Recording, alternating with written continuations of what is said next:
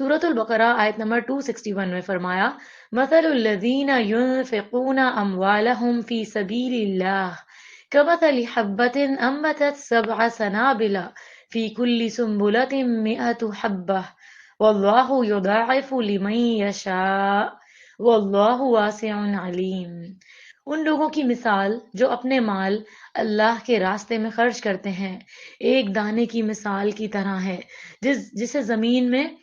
بویا جائے، جس سے 7 خوشے نکلیں اور ہر خوشے میں پھر 10 دانے ہوں، اور اللہ تعالیٰ جس کے لیے چاہتا ہے بڑھاتا ہے، اور اللہ تعالیٰ وسعت والا ہے، علم والا ہے۔ اللہ تعالیٰ کو یعنی اس کا مطلب ہے کہ سب کچھ پتہ ہے کہ وہ جو دانا تھا یعنی وہ جو نیکی تھی وہ کس نیت سے کی گئی، تو اللہ تعالیٰ اس حساب سے پھر اس کا اجر جو ہے وہ عطا فرماتے ہیں۔ بظاہر وہ ایک نیکی نظر آ رہی ہوتی ہے، لیکن انسان نے وہ اللہ کے خاطر کی ہوتی ہے، اور وہ اس کے لیے اس نے کیا قربانی دی ہوتی ہے،